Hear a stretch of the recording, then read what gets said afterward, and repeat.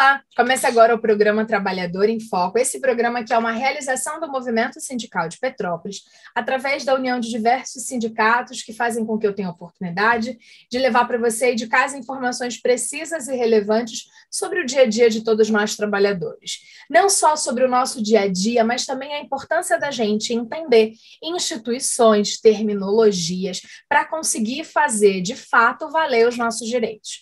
É por isso que hoje eu continuo conversando com o Dr. Fernando Souza, advogado, que faz parte da SVA, Souza Vasconcelos Advogados Associados, e a gente vai continuar conversando sobre a diferença entre Ministério do Trabalho e Justiça do Trabalho e de que forma que essas duas instituições, vamos colocar assim entre aspas, deveriam estar trabalhando ou estão trabalhando em prol de todos nós. Doutor Fernando, é sempre um prazer recebê-lo, muito bem-vindo ao programa Trabalhador em Foco novamente. Olá, Carla, obrigado, é um prazer a gente continuar a nossa conversa.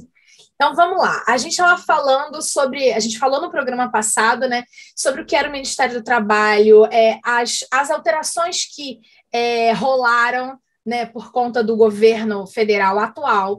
Mas, para quem não assistiu esse programa, queria que, de forma sucinta, você explicasse o Ministério do Trabalho e a função dele direta para o trabalhador que está assistindo a gente. Então, recapitulando assim, de forma bem rápida, os ministérios, de modo geral, são órgãos ligados à administração pública direta.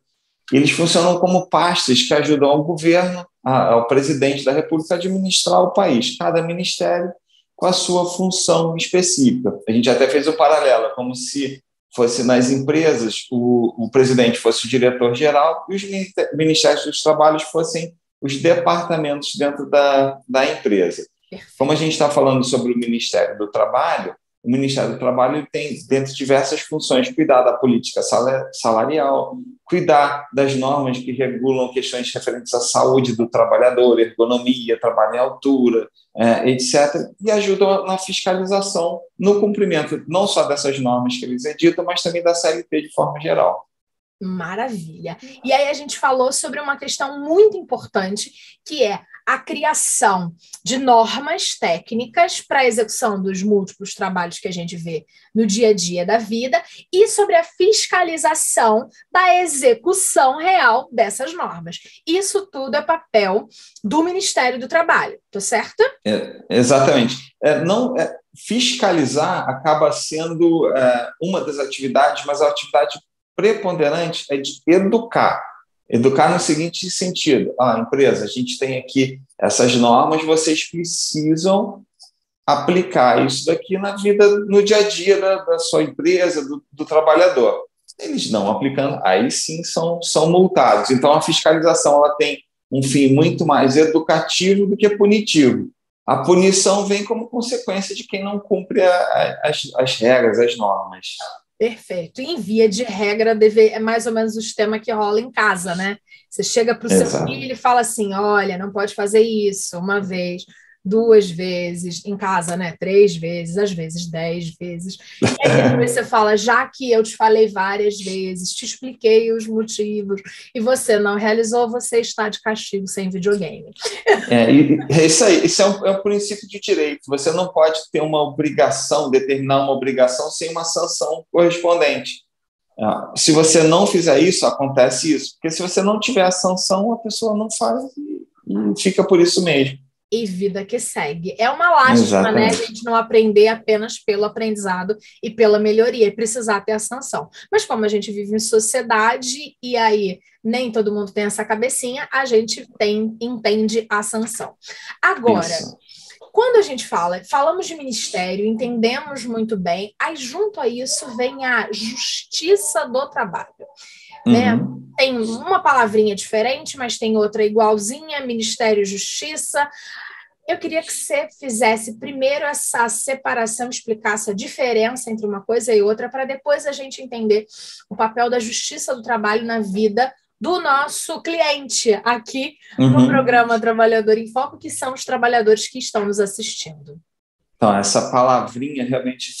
o Ministério do Trabalho, o trabalho, coloca tudo no mesmo bolo, mas a palavrinha justiça do trabalho faz toda a diferença, né? Como a gente falou, o Ministério do Trabalho ele é um órgão administrativo, ele é ligado à administração pública. Então, ele tem uma função muito específica de fiscalizar, aquelas que a gente já comentou aqui agora. A Justiça do Trabalho é um ramo especializado da Justiça, do Poder Judiciário, destinado a apreciar, julgar e falar sobre relações de trabalho. Ele é um ramo especializado da Justiça Federal, né?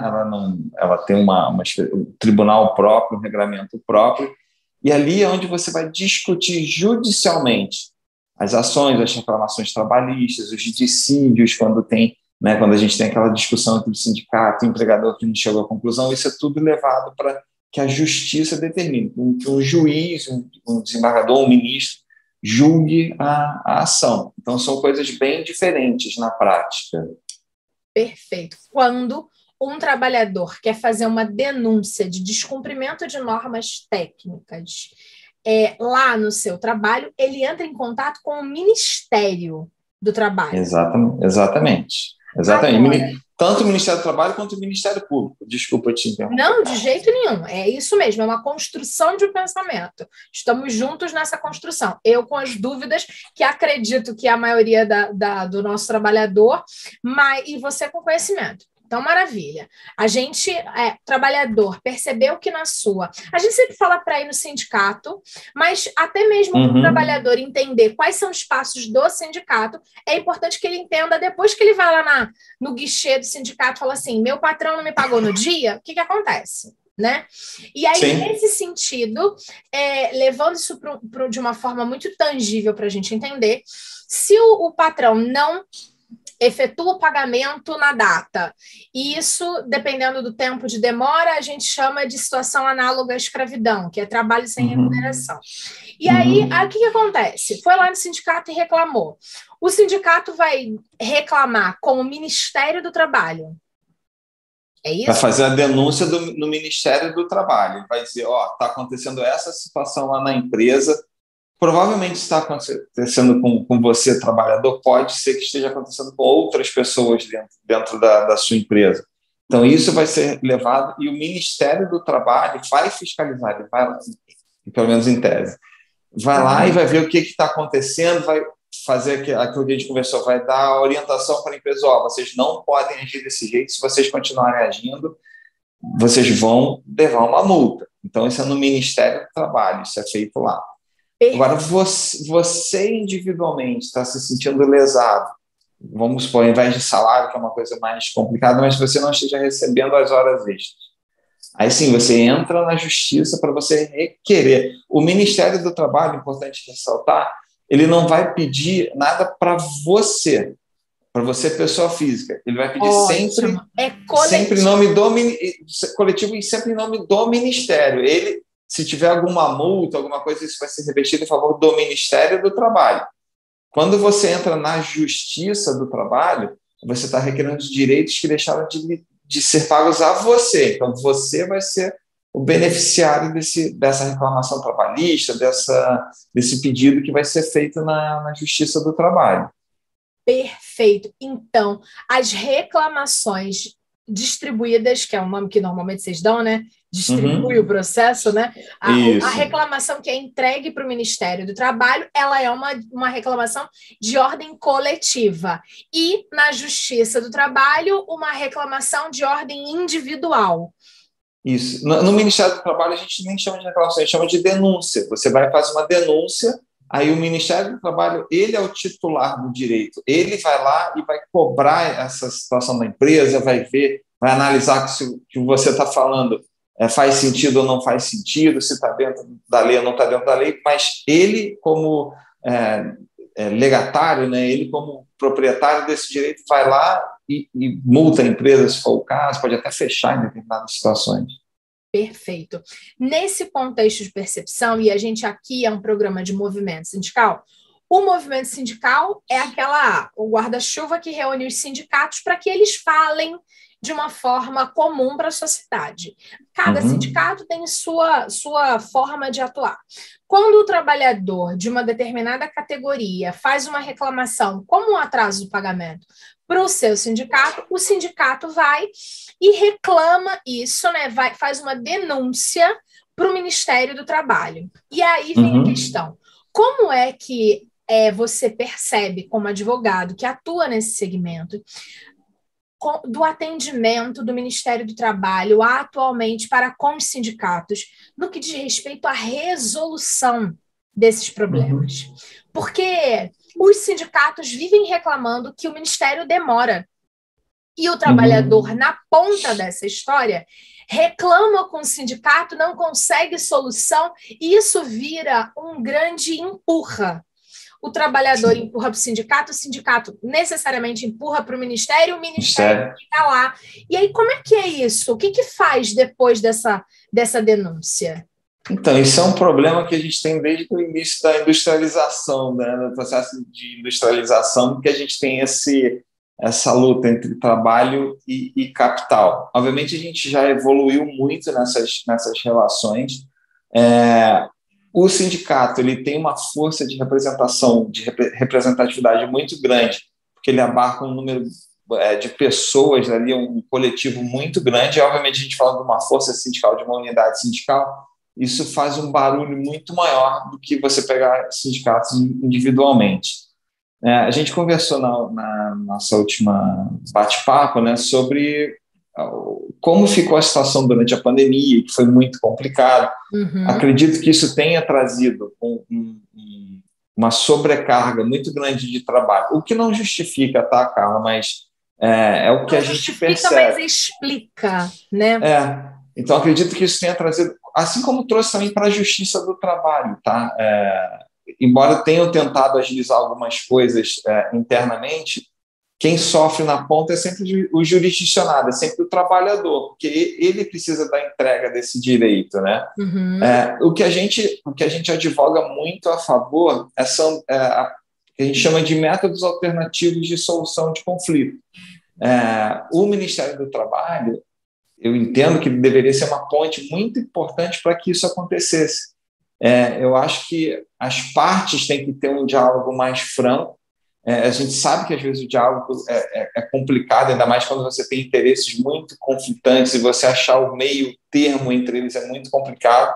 E a gente tem um terceiro que ajude a fazer essa comunicação, a ajudar essa conversa, é muito importante. A gente comentou também na última conversa sobre as mesas redondas que a gente pode solicitar no Ministério do Trabalho, justamente para isso, para chamar as partes para conversar, e ninguém melhor do que elas para entender quais são suas dores e quais as soluções para as suas dores, né? Perfeito. Isso ficou muito prejudicado durante o período da pandemia, porque a gente perdeu essa pessoalidade, né? A gente vai pessoalmente no lugar para poder conversar, explicar as situações, colocar quais são os pedidos daquela categoria, a empresa explicar por que faz ou se desculpar por estar fazendo de forma equivocada e se comprometer dentro de determinados prazos, com regra, com multas, a cumprir aquilo para que não volte a acontecer. Então, eu entendo que o Ministério do Trabalho ele tem um papel muito importante, mas a gente está numa situação muito complicada, porque a gente tem dificuldade de marcar essas mesas redondas, a gente demora muito para ter a resposta do que a gente precisa. É um órgão ligado à administração pública direta, então passa por todos aqueles entraves burocráticos que a gente conhece bem no nosso dia a dia, né? Não seria diferente ali. Perfeito. Então, na verdade, a gente tem uma literal sinuca de bico, né? Porque o trabalhador está na ponta, precisa que as suas questões sejam solucionadas, por mais que ele use do aporte, da credibilidade e da força institucional do seu sindicato para com o Ministério, mesmo assim, a gente tem aí uma demora no agendamento, uma demora na resolução e uma certa dificuldade. Agora, quando o Ministério, por exemplo, uma mesa redonda entre dois lados, né? O sindicato do trabalhador e o sindicato das empresas, ou uma empresa específica de médio e grande porte. Quando tem uma mesa redonda dessa e a resolução sai dali, quem é o fiscal? Quem faz a coisa acontecer? É o próprio Ministério? Vai para a Justiça do Trabalho? ou o atraso do pagamento, não pode acontecer mais o atraso do pagamento. Como é que vira isso? Porque, assim, a sensação que o trabalhador tem, e que a gente ouve muito nos sindicatos, é que, assim, parece que a empresa nunca vai pagar de verdade, né? Que vai ser sempre uma bola de neve. E aí a gente pode falar muito da questão dos trabalhadores do sistema rodoviário de Petrópolis, né? Que há não sei quantos anos recebem quase todos os meses o salário, o adiantamento ou a cesta básica atrasada de uma mesma empresa. E nada acontece com essa empresa. Então, como é que funciona isso na prática? Então, bom, a gente tem duas situações diferentes. Numa mesa redonda, você discute, por exemplo, um acordo coletivo ou uma convenção coletiva, né? Na convenção, a gente tem o sindicato patronal, né, dos empregadores conversando com os empregados, e eles fazem esse acordo, essa convenção para a categoria inteira. No acordo é feito entre uma empresa especificamente e o sindicato que representa aquela categoria daquela empresa. A Justiça do Trabalho ela é autonormativa. O que é isso? O que as partes decidem ali tem valor de lei, tem peso de lei. Então, se você estipula, vamos supor, o pagamento de um benefício, o SVA vai pagar a cesta básica para os seus funcionários.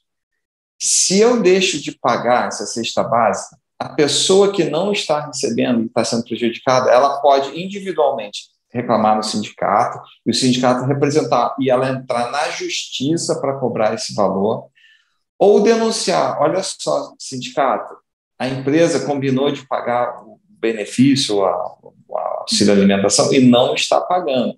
Isso é denunciado no Ministério do Trabalho, ele vem aqui e me multa como empresa, porque eu não estou pagando. Mas ele não tem como cobrar individualmente para cada pessoa que eu pague essa cesta. Ele vem aqui e me multa. Então, o sindicato, em determinadas situações, pode entrar como substituto processual requerendo esses direitos, eventualmente numa ação de cumprimento, etc., requerendo esses direitos em nome daquela coletividade, daquela categoria, mas são situações técnicas diferentes. Então, se eu, Fernando, estou me sentindo prejudicado porque eu não estou recebendo, eu vou e posso entrar na justiça e cobrar, e o juiz vai dizer, empresa, você tem que pagar, porque tem lá na convenção coletiva, no acordo coletivo, você se obrigou, então você tem que pagar esse direito para esse empregado lá para o Fernando que não está recebendo. Entendeu? E o Ministério do Trabalho vai ver de forma ampla, geral, coletiva, a empresa está descumprindo o que foi combinado, ela vai ser multada, aí você tem a multa ou do acordo, ou da convenção coletiva, ou da própria CLT, que vai estipular ali uma multa, muitas vezes pesadíssima para aquele não cumprimento. Situações dessas de salários, situação análoga à escravidão, são situações muito, muito delicadas, muito complexas. Perfeito. Então, o trabalhador que decida por conta própria reclamar os seus direitos, busca a Justiça do Trabalho. Ele precisa estar, se ele decidir que ele não quer ter um contato com o sindicato, porque é um direito deste trabalhador. Por mais que a gente sempre reforce a ideia de que quando um trabalhador vai por meio do sindicato, primeiro que ele não precisa aparecer. Então, ele não sofre possibilidade de retaliação própria. Ou seja, o patrão, você foi lá e entrou na justiça, te demito.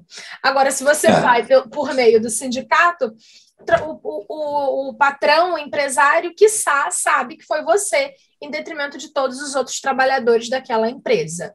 Agora, se ele opta por isso, ele vai ter um processo individualizado. E se ele vai pelo sindicato, ele vai ter esse contexto de ministério mais amplo.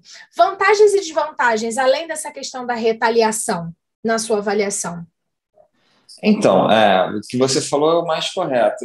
Eu desconheço algum caso a não ser que ela tenha algum tipo de estabilidade, que ela esteja trabalhando, entrar com uma reclamação trabalhista e manter o emprego. Então, acho pouco provável.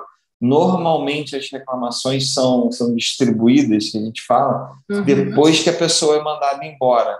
Tanto que ela tem 5 anos para cobrar o que ficou para trás, etc., aquelas regrinhas, né, de reclamação trabalhista. Eu acho isso que a vantagem de você ter um sindicato representando os seus interesses ali é que ele não fala só no seu nome, mas em nome da coletividade.